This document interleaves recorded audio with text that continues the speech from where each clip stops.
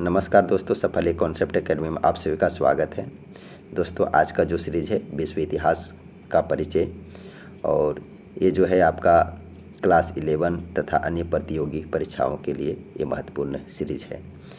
तो चलिए don't be late और गेट टू पॉइंट। सबसे पहले यहाँ पे परिचय देखते हैं कि पृथ्वी की उत्पत्ति के पश्चात पृथ्वी पर मानवीय अस्तित्व के उद्भव के साथ ही विश्व इतिहास का आरंभ हुआ। ये ध्यान में रखिएगा। अब यहाँ पे कुछ हम यहाँ पे देखेंगे कि पुरातत्वविदों के द्वारा जो खोजा गया है, तो सबसे पहले है कि एडवर्ड लुईस महोदय ने 1934 ईस्वी में भारत के शिवालिक पहाड़ी से रामापिथिक्स के जीवाश्म को खोजा। ये ध्यान में रखिएगा। लार्ते महोदय ने दक्षिण फ्रांस से 1856 ईस्वी में ड्रायोपिथिक्स के जीवाश्म को खोजे थे। ये भी आप ध्यान में रखिएगा। और ध्यान में रखिएगा कि ड्रायोपिथिक्स को ओरांग उल्टान ग्लोरिया या एवं चिंपांजी का पूर्वज माना गया है। ये ध्यान में रखिएगा। अब हम यहाँ पे बात करेंगे कि प्राग के जो मनुष्य की जो खोज प्रारंभ हो गई, जो कि मानव का ये निकटतम पूर्वज था। ये ध्यान में रखिएगा। और इसी क्रम में ऑस्ट्रेलोपैथिक्स, जो कि अफ्रीका महाद्वीप में अर्थात जावा मानव एवं पिकिंग मानव की खोज हुई। ये ध्यान में रखिएगा। पिकिंग मानव की खोज हुई। ये ध्यान में रखिएगा। और ये दो पैरों पर खड़े होने वाले ये प्राज्ञ ये मनुष्य थे। ये भी ध्यान में रखिएगा, मानव थे। और 1856 ईस्वी में जॉन कार्ल पुलराट महोदय ने पश्चिमी जर्मनी की नियंडर स्थल घाटी से नियंडरथल मानव के जीवाश्म खोज निकाले थे। अर्थात नियंडरथल मानव की जीवाश्म और नियंडरथल मानव का जो नामकरण हुआ था, तो वो स्थान पर जो खोजा गया, जो स्थान पे नियंडरथल घाटी में जब खोजा गया था, तो उसी के स्थान पर इस मानव का भी जो नामकरण हुआ था वह नियंडर स्थल, माने नियंडर स्थल के नाम पर नियंडरथल मानव का नामकरण हुआ था। ये ध्यान में रखिएगा। हम यहाँ पे बात करेंगे कि यह मानव का निकटतम पूर्वज एवं मध्य पुराण पाषाणकालीन संस्कृति का निर्माता था और सर्वप्रथम इसी ने आग का प्रयोग किया। अर्थात ये ध्यान में रखिएगा। और इसे ही विश्व इतिहास का प्रथम दार्शनिक मानव कहा गया है। ये सभी आप नोट करते चलिएगा। अब यहाँ पे बात करेंगे कि लुई लार्ते महोदय ने 1868 ईस्वी में दक्षिण फ्रांस की क्रोमैग्नन गुफा से क्रोमैग्नन अर्थात आधुनिक मानव की खोज की थी। ये ध्यान में रखिएगा। और ये भी जो आधुनिक मानव का जो नामकरण है वो भी किसी स्थान के नामकरण पर हुआ था। तो क्रोमैग्नन गुफा से खोज हुआ तो क्रोमैग्नन मानव का नामकरण हुआ। ये ध्यान में रखिएगा।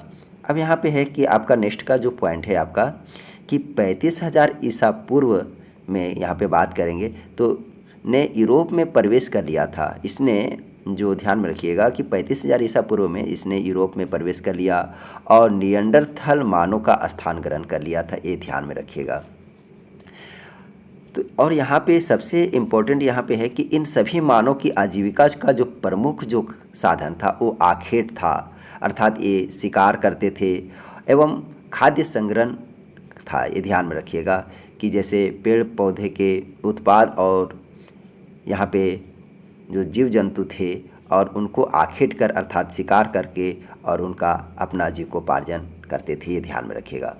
नवपाषाण काल में मानव ने आखेट से कृषि की ओर पदार्पण कर और विश्व इतिहास की प्रथम महानतम क्रांति संपन्न की। ये पहले शिकार करते थे, लेकिन ये बाद में कृषि कार्य में अर्थात खेती बाड़ी में ये लग गए और विश्व इतिहास में यहाँ से एक नया मोड़ आया और ये प्रथम महानतम क्रांति यहाँ पे एक संपन्न हुआ। ये ध्यान में रखिएगा। नेक्स्ट का यहाँ पे पॉइंट है आपका कि मानव के उद्भव के पश्चात विश्व इतिहास में विभिन्न सभ्यताओं का उद्भव हुआ और ये विभिन्न सभ्यताएं विभिन्न नदियों के किनारे विकसित हुई और विश्व के 4 प्राचीनतम सभ्यताएं निम्नानुसार विकसित हुई है। इसकी चर्चा करेंगे। ध्यान में रखिएगा कि जो विश्व की जो 4 प्राचीनतम सभ्यताएं जो नदियों के किनारे जो विकसित हुई थी, तो कारण था कि नदी के समक्ष उन लोगों को या नदी के किनारे उन्हें उनके जो आवश्यकताएं थी वो पूर्ति हो रही थी। इसीलिए ये विश्व की जो 4 प्राचीनतम सभ्यताएं हैं वो नदी के किनारे ही विकसित हुई थी। चलिए उन 4 सभ्यताओं के बारे में यहाँ पे चर्चा करते हैं। सबसे पहला आप यहाँ पे देख सकते हैं कि यहाँ पे जो सबसे पहला यहाँ पे आपका है कि मेसोपोटामिया सभ्यता, मिस्र की सभ्यता, सिंधु सभ्यता और चीन की सभ्यता।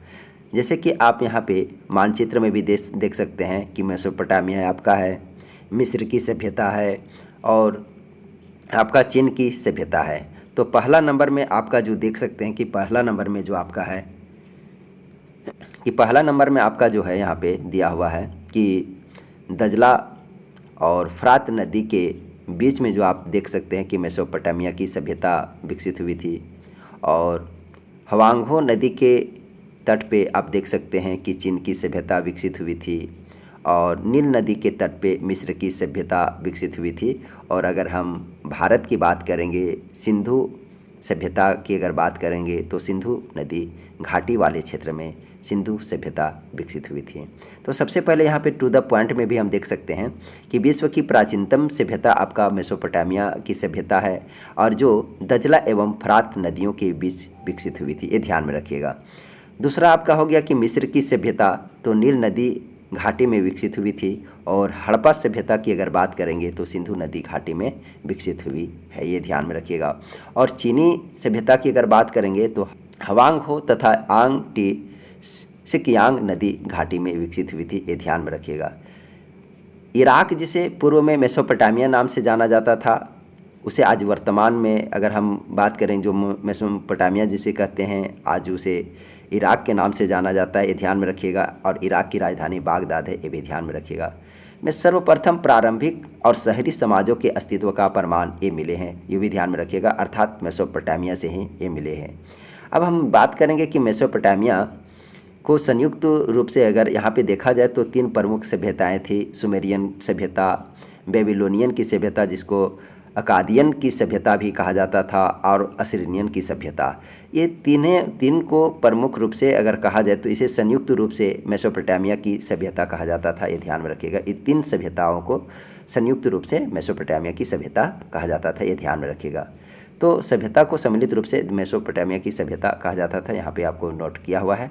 अब यहाँ पे देख भी सकते हैं कि यहाँ पे आप देख सकते हैं कि सुमेर आपको नज़र आ रहा होगा यहाँ पे मानचित्र में, और यहाँ पे आप देख सकते हैं कि अकादियन की सभ्यता और असीरियन की सभ्यता जो है तो आप देख सकते हैं।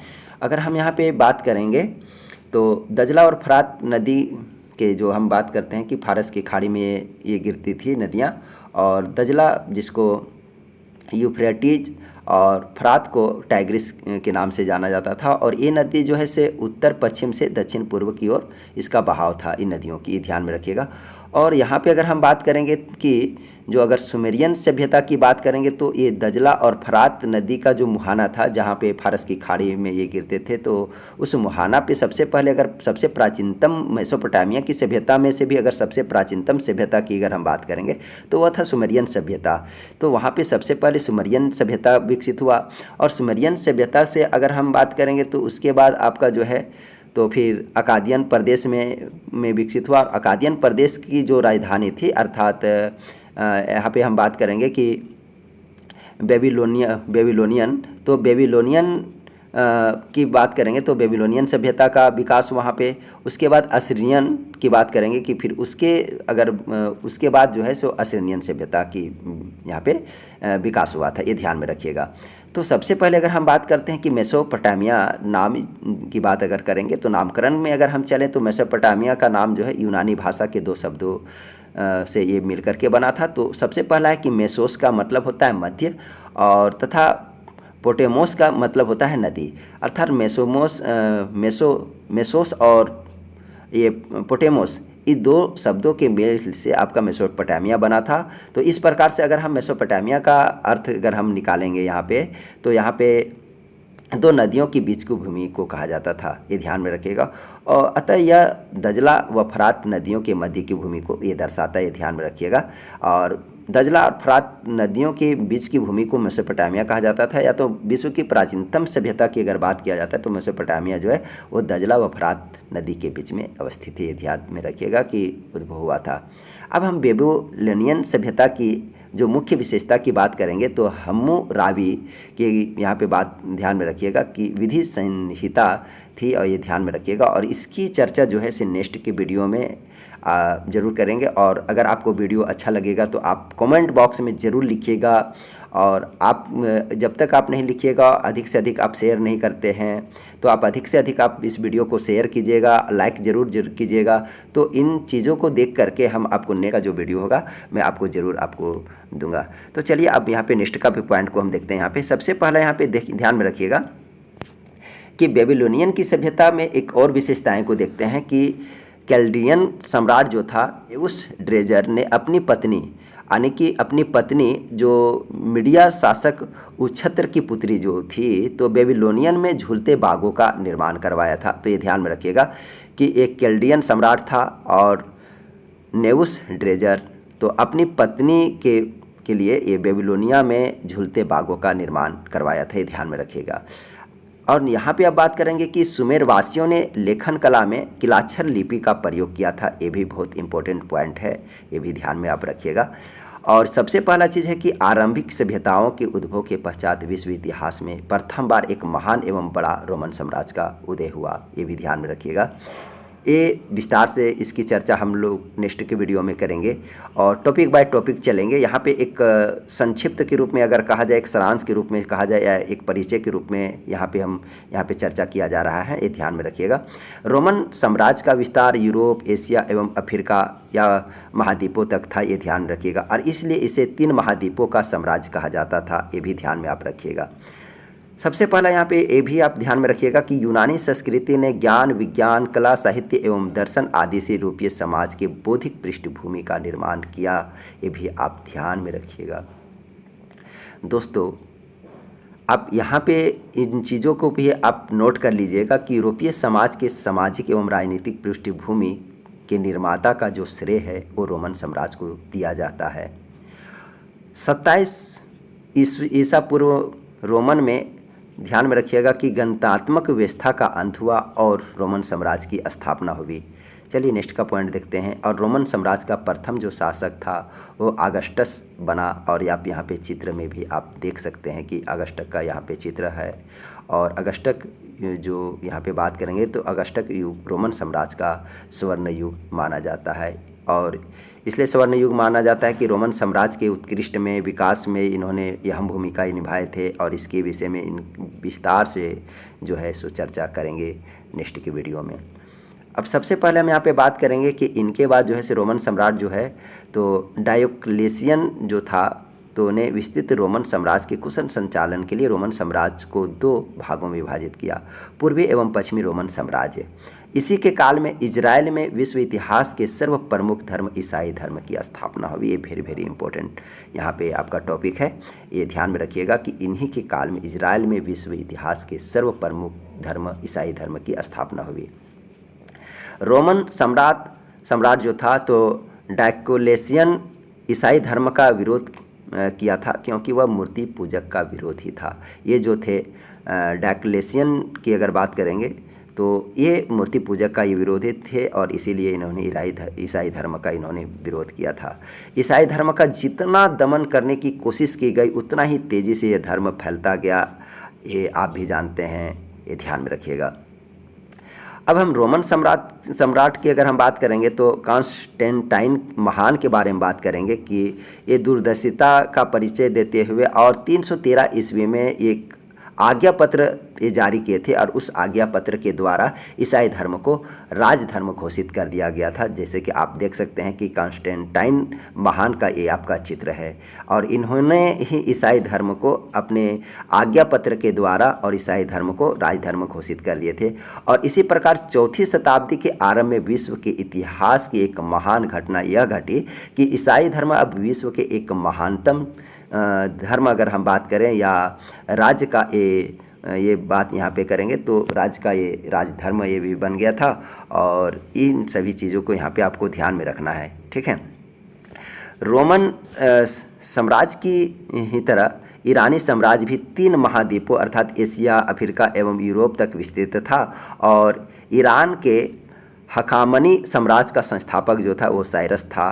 को माना जाता है, ये ध्यान में रखिएगा। और इसके बाद जो था तो डेरियस प्रथम और ईरान साम्राज्य का अत्यधिक विस्तार इन्होंने ही किया था, डेरियस प्रथम किए थे, ये ध्यान में रखिएगा।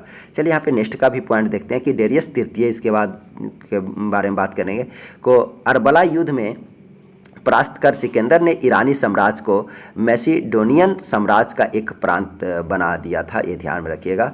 दोस्तों अगर आपको ये वीडियो अगर आपको पसंद आया हो तो आप हमें कमेंट बॉक्स में लिखें, और आप अधिक से अधिक इस वीडियो को आप शेयर करें और लाइक ज़रूर करें। और अगर आप कमेंट में लिखते हैं तो नेक्स्ट का वीडियो आपको ज़रूर आपको बन देंगे। और आप हमारे चैनल पे अगर आप नए हैं तो आप इस चैनल को आप सब्सक्राइब कर लें कि जब मैं इस तरह का वीडियो को अपलोड करूं तो आपके तक नोटिफिकेशन पहुंच पाए। तो आज का टॉपिक यहीं पे समाप्त करते हैं। आज इतना ही, धन्यवाद।